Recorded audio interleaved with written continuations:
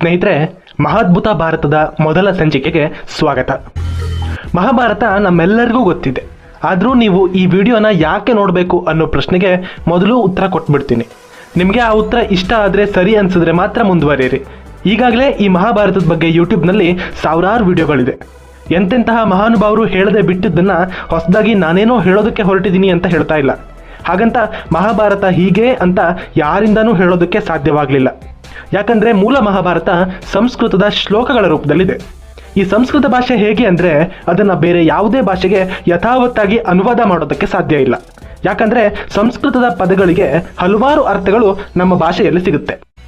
ಸಂಸ್ಕೃತಕ್ಕೆ ಮತ್ತು ಕನ್ನಡಕ್ಕೆ ಅತ್ಯಂತ ಸನ್ನಿಹಿತವಾದ ಸಂಬಂಧ ಇರೋದರಿಂದ ನಾವು ಕನ್ನಡಿಗರು ಎಲ್ಲರಿಗಿಂತ ಸ್ವಲ್ಪ ಜಾಸ್ತಿನೇ ಅದೃಷ್ಟವಂತರು ಅಂತ ಹೇಳ್ಬೋದು. ಹೀಗಾಗಿ ಕುವೆಂಪುರವರಿಂದ ಹಿಡಿದು ನಮ್ಮ ಮೀಡಿಯಾ ಮಾಸ್ಟರ್ ಚಾನೆಲ್ನ ಗುರುಗಳವರೆಗೆ ಎಲ್ಲರೂ ಕೂಡ ಅದ್ಭುತವಾಗಿ ಈ ಮಹಾಭಾರತವನ್ನು ವಿವರಿಸಿದ್ದಾರೆ. ಆದರೆ ನಾವು ಈ ಮಹಾಭಾರತದ ಸಂಚಿಕೆಯನ್ನು ಪ್ರಾರಂಭದಿಂದ ಬೋರಾಗೋ ರೀತಿ ನಿಮಗೆ ವಿವರಿಸೋದಿಲ್ಲ. ಹಾಗೂ ಮಹಾಭಾರತದ ಮೂಲ ಸತ್ವ ಕೂಡ ಹಾಳಾಗದೆ ಇರೋ ರೀತಿಯಲ್ಲಿ ನಮ್ಮದೇ ಒಂದು ವಿಭಿನ್ನ ರೀತಿಯಲ್ಲಿ ವಿವರಿಸೋ ಪ್ರಯತ್ನವನ್ನು ಈ ವಿಡಿಯೋದಿಂದ ಮಾಡ್ತಾ ಇದ್ದೀವಿ. ಹಾಗಾಗಿ ನಿಮಗೆ ಈ ಪದ್ಧತಿ ಇಷ್ಟವಾದರೆ ನಮ್ಮ ಈ ವಿಡಿಯೋಗೆ ಒಂದು ಲೈಕ್ ಮಾಡಿ ಸಾಕು, ನಮ್ಮ ಶ್ರಮ ಸಾರ್ಥಕವಾಗುತ್ತೆ. ನಮೇ ವಿದುಸುರಗಣ ಪ್ರಭುವಂ ನಮಹರ್ಷಯ ಅಹಮಾದಿರ್ಹಿ ದೇವಾನಾಂ ಮಹರ್ಷೀಣಾಂಚ ಸರ್ವಶಃ. ಇಲ್ಲಿ ಶ್ರೀಕೃಷ್ಣ ತನ್ನ ಬಗ್ಗೆ ಅರ್ಜುನನಿಗೆ ಹೇಳ್ತಾ ಇದ್ದಾನೆ. ಅರ್ಜುನ, ನನ್ನ ಮೂಲವನ್ನು, ನನ್ನಿಂದಲೇ ನಿರ್ಮಾಣವಾದ ಈ ಜಗತ್ತನ್ನು ಹಾಗೂ ಅದರ ಮೇಲೆ ನಾನು ಹೊಂದಿರೋ ಪ್ರಭಾವವನ್ನು ನನ್ನನ್ನೇ ಸಾಕ್ಷಾತ್ಕಾರಪಡಿಸಿಕೊಂಡ ಮಹಾಜ್ಞಾನಿಗಳಿಂದ ಹಿಡಿದು ಬ್ರಹ್ಮಾದಿ ದೇವತೆಗಳಿಗೂ ಕೂಡ ನನ್ನ ಬಗ್ಗೆ ಪೂರ್ತಿಯಾಗಿ ಗೊತ್ತಿಲ್ಲ. ಹೀಗಂತ ಶ್ರೀಕೃಷ್ಣ ಅರ್ಜುನನಿಗೆ ಹೇಳ್ತಾನೆ. ಹಾಗಾದರೆ ಈ ಶ್ರೀಕೃಷ್ಣ ಯಾರು? ನಮಗೆ ಗೊತ್ತಿರೋದು ಆತ ಮಹಾವಿಷ್ಣುವಿನ ಅವತಾರ. ಮಹಾವಿಷ್ಣು ಯಾರು ಅಂದರೆ ತ್ರಿಮೂರ್ತಿಗಳಲ್ಲಿ ಒಬ್ಬ, ಅಷ್ಟೇ ತಾನೇ ನಮಗೆ ಗೊತ್ತಿರೋದು. ಆತನ ಬಗ್ಗೆ ಯಾರು ತಾನೇ ಎಲ್ಲವನ್ನ ಅರ್ತಿರೋದಕ್ಕೆ ಸಾಧ್ಯ? ಅದೆಲ್ಲದಕ್ಕೂ ವಿಜ್ಞಾನದ ಮೂಲಕ ಉತ್ತರ ಕಂಡುಕೊಳ್ಬೇಕು ಅಂತ ಹೊರಟಿರೋ ಮಾನವ ಮೂರ್ಖ ಅಲ್ಲದೆ ಇನ್ನೇನು. ಕುರುಕ್ಷೇತ್ರದಲ್ಲಿ ನಿಂತಿದ್ದ ಅರ್ಜುನನಿಗೆ ಎದುರಿಗೆ ನಿಂತಿದ್ದ ಕೌರವ ಸೇನೆಯಲ್ಲಿ ಕಂಡಿದ್ದು ಶತ್ರುಗಳಲ್ಲ. ಆತ ನೋಡಿದ್ದು ಎಲ್ಲ ತನ್ನವರನ್ನೇ. ತಮ್ಮನ್ನ ಎತ್ತಿ ಆಡಿಸಿದ ಪಿತಾಮಹ ಭೀಷ್ಮರನ್ನ, ವಿದ್ಯೆ ಕಲಿಸಿದ ಗುರು ದ್ರೋಣರನ್ನ, ಸಹೋದರ ಸಮನಾದ ಅಶ್ವತ್ಥಾಮನನ್ನ, ದಾಯಾದಿಗಳಾದ ಕೌರವರನ್ನ, ಹೀಗೆ ಅಲ್ಲಿದ್ದವರೆಲ್ಲರಲ್ಲಿ ಹೆಚ್ಚಿನವರು ರಕ್ತ ಸಂಬಂಧಿಗಳೇ ಆಗಿದ್ರು. ಈಗ ಅವರ ಮೇಲೆ ತಾನು ಕಲಿತ ವಿದ್ಯೆ ಎಲ್ಲವನ್ನ ಉಪಯೋಗಿಸಬೇಕಾಗಿರೋ ಅವಶ್ಯಕತೆ ಬಂದಿದೆ. ಇವರನ್ನೆಲ್ಲ ಕೊಂದು ಸಾಧಿಸೋದಾದ್ರೂ ಏನನ್ನ? ತನ್ನವರೆಲ್ಲರ ನಾಶವಾದ ಮೇಲೆ ತಾನು ಬದುಕಿದ್ದು ಮಾಡಬೇಕಾದ ಕೆಲಸಗಳಾದರೂ ಏನು? ಹೀಗೆ ಅರ್ಜುನನ ಮನಸ್ಸು ವಿಷಾದದ ಕಡೆಗೆ, ವೈರಾಗ್ಯದ ಕಡೆಗೆ ಯೋಚಿಸೋದಕ್ಕೆ ಶುರು ಮಾಡುತ್ತೆ. ಗುರು ದ್ರೋಣರು ಇವರಿಲ್ಲದೆ ಇದ್ದಿದ್ರೆ ಇಂತಹ ಅರ್ಜುನ ಎಲ್ಲಿರ್ತಾ ಇದ್ದ? ತನ್ನನ್ನು ತಿದ್ದಿ ತೀಡಿ ಪ್ರಪಂಚದಲ್ಲಿಯೇ ಶ್ರೇಷ್ಠ ಬಿಲ್ವಿದ್ಯಾ ಪ್ರವೀಣನನ್ನಾಗಿ ಮಾಡ್ತೇನೆ ಅಂತ ಅವರು ಪಣ ತೊಟ್ಟಿದ್ದಾದರೂ ಯಾಕೆ? ತಾನೇನು ಅವರ ಮಗನೇನಾಗಿರಲಿಲ್ಲ. ತಮ್ಮ ಸ್ವಂತ ಮಗ ಅಶ್ವತ್ಥಾಮನಿಗಿಂತ ಹೆಚ್ಚಿನ ಮಮಕಾರವನ್ನ, ಪ್ರೀತಿ ಭರವಸೆಯನ್ನ ನನ್ನ ಮೇಲೆ ಹೊಂದಿದ್ರು.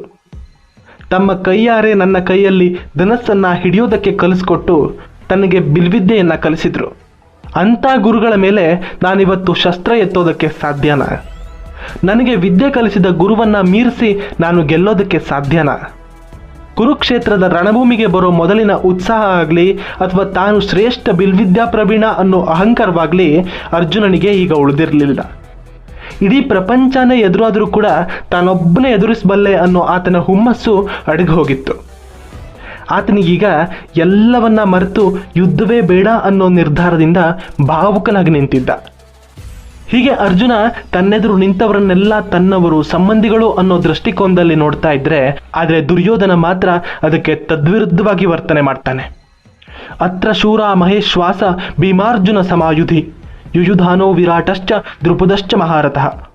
ಅಂದರೆ ದುರ್ಯೋಧನ ಪಾಂಡವರ ಸೇನೆಯನ್ನು ನೋಡಿ ಕಂಗಾಲಾಗ್ಬಿಟ್ಟಿದ್ದಾನೆ. ಅವನ ಹತ್ರ 11 ಲಕ್ಷ ಅಕ್ಷೋಹಿಣಿ ಸೈನ್ಯ ಇದೆ. ಪಾಂಡವರ ಹತ್ರ ಇರೋದು ಕೇವಲ 7 ಲಕ್ಷ ಅಕ್ಷೋಹಿಣಿ ಸೈನ್ಯ ಮಾತ್ರ. ಆದರೂ ದುರ್ಯೋಧನ ಇಲ್ಲಿ ಪಾಂಡವರ ಸೈನ್ಯವನ್ನು ನೋಡಿ ಕಂಗಾಲಾಗಿದ್ದಾನೆ. ಅವನು ದ್ರೋಣರ ಬಳಿ ಹೇಳ್ತಾನೆ, ಗುರುಗಳೇ, ಪಾಂಡವರ ಸೈನ್ಯವನ್ನೊಮ್ಮೆ ನೋಡಿ. ನಿಮ್ಮ ಪ್ರತಿಭಾವಂತ ವಿದ್ಯಾರ್ಥಿಗಳಾದ ಪಾಂಡವರ ಜೊತೆ ದ್ರುಪದನ ಮಗನಾದ ದೃಷ್ಟದ್ಯುಮ್ನನಿದ್ದಾನೆ.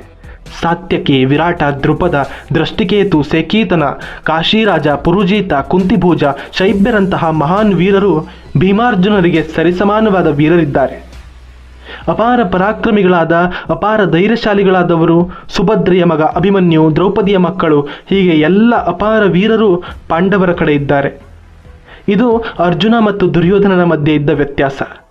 ಇಡೀ ಮಹಾಭಾರತದಲ್ಲಿ ವ್ಯಾಸ ಮಹರ್ಷಿಗಳು ಎಲ್ಲಿಯೂ ಯಾವುದೇ ಪಾತ್ರದ ಬಗ್ಗೆ ಯಾವುದೇ ಅಭಿಪ್ರಾಯವನ್ನು ವ್ಯಕ್ತಪಡಿಸೋದಿಲ್ಲ. ಪ್ರತಿ ಪಾತ್ರದ ಬಗ್ಗೆ ವಿವರಿಸ್ತಾ ಹೋಗ್ತಾರೆ ಅಷ್ಟೇ. ಈ ಮಹಾಭಾರತದ ಪ್ರತಿ ಪಾತ್ರ ಕೂಡ ಪ್ರತಿ ಮನುಷ್ಯನೊಳಗಿನ ವ್ಯಕ್ತಿತ್ವದ ಹಾಗೆ. ಪ್ರತಿಯೊಬ್ಬರಲ್ಲೂ ಕೂಡ ಅರ್ಜುನ ಇದ್ದಾನೆ, ಹಾಗೆ ಪ್ರತಿಯೊಬ್ಬರಲ್ಲೂ ದುರ್ಯೋಧನನೂ ಇದ್ದಾನೆ. ಸಮಯಕ್ಕೆ ತಕ್ಕ ಹಾಗೆ ಅವರು ಹೊರಗಡೆ ಬರ್ತಾರೆ ಅನ್ನೋ ಮಾತನ್ನ ಈ ಮಹಾಭಾರತವನ್ನು ವಿಮರ್ಶೆ ಮಾಡಿದ ಮಹಾನುಭಾವರೊಬ್ಬರು ಹೇಳೋ ಮಾತು. ಹೀಗೆ ಪಾಂಡವರ ಸೈನ್ಯದ ಅತಿರಥ ಮಹಾರ್ತಿಗಳನ್ನು ನೋಡಿದ ಮೇಲೆ ಅವನಿಗೆ ತನ್ನ ಸೈನ್ಯದಲ್ಲಿನ ವೀರರ ಬಗ್ಗೆ ಆಮೇಲೆ ನೆನಪಾಗುತ್ತೆ. ಆತ ಮುಂದುವರೆದು ದ್ರೋಣರಿಗೆ ಹೇಳ್ತಾನೆ, ಭವಾನ್ ಭೀಷ್ಮಶ್ಚ ಕರ್ಣಶ್ಚ ಸಮಿತಿಂಜಯ ಅಶ್ವತ್ಥಾಮ ವಿಕರ್ಣಶ್ಚ ಸೌಮದತ್ತಿಸ್ತತೈವ ಚ ಅನ್ಯೇ ಚ ಭವಶೂರ ಮದರ್ಥೇ ತ್ಯಕ್ತ ಜೀವಿತ ನಾನಾಶಾಸ್ತ್ರ ಪ್ರಹರಣ ಸರ್ವೇ ಯುದ್ಧ ವಿಶಾರದ.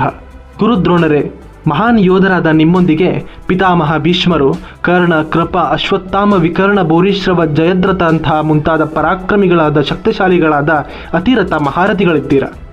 ಪ್ರತಿಯೊಬ್ಬರೂ ಕೂಡ ಶಸ್ತ್ರಸಜ್ಜಿತರಾಗಿ ನನಗಾಗಿ ತಮ್ಮ ಪ್ರಾಣವನ್ನು ಅರ್ಪಿಸೋದಕ್ಕೆ ಸಿದ್ಧವಾಗಿದ್ದಾರೆ.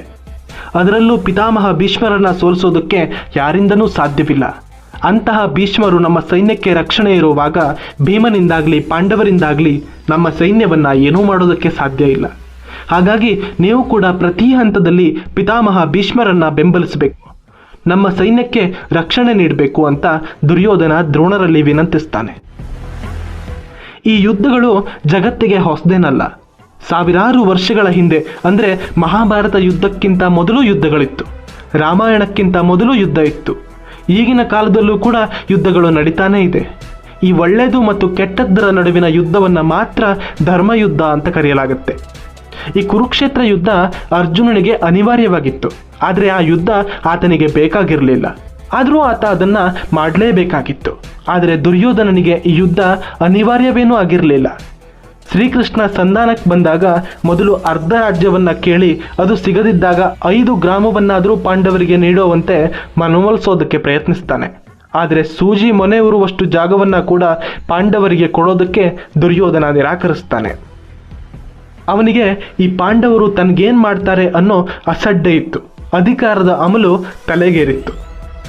ಇಲ್ಲದೇ ಇದ್ದರೆ ಸಂಧಾನಕ್ಕಾಗಿ ಬಂದ ಶ್ರೀಕೃಷ್ಣನನ್ನು ಬಂಧಿಸೋದಕ್ಕೆ ಹೇಳ್ತಿದ್ನ. ಆದರೆ ಕೊನೆಗೂ ಶ್ರೀಕೃಷ್ಣ ದುರ್ಯೋಧನನ ಆಸ್ಥಾನದಲ್ಲಿ ತನ್ನ ವಿಶ್ವರೂಪ ದರ್ಶನವನ್ನು ಕೂಡ ಮಾಡಿಸ್ತಾನೆ. ನೋಡಿ, ಶ್ರೀಕೃಷ್ಣನ ವಿಶ್ವರೂಪ ದರ್ಶನ ಪರಮ ಪಾಪಿಯಾದ ದುರ್ಯೋಧನಿಗೂ ಕೂಡ ಆಗುತ್ತೆ. ಶ್ರೀಕೃಷ್ಣನ ಆಪ್ತ ಮಿತ್ರನಾಗಿ ಅರ್ಜುನನಿಗೂ ಆಗುತ್ತೆ. ಆದರೆ ನಂತರದಲ್ಲಿ ಯಾರು ಅದನ್ನು ಹೇಗೆ ಉಪಯೋಗ ಪಡ್ಕೊಂಡ್ರು ಅನ್ನೋದ್ರ ಮೇಲೆ ಮುಂದಿನ ಆಗುಹೋಗುಗಳು ತೀರ್ಮಾನ ಆದವು.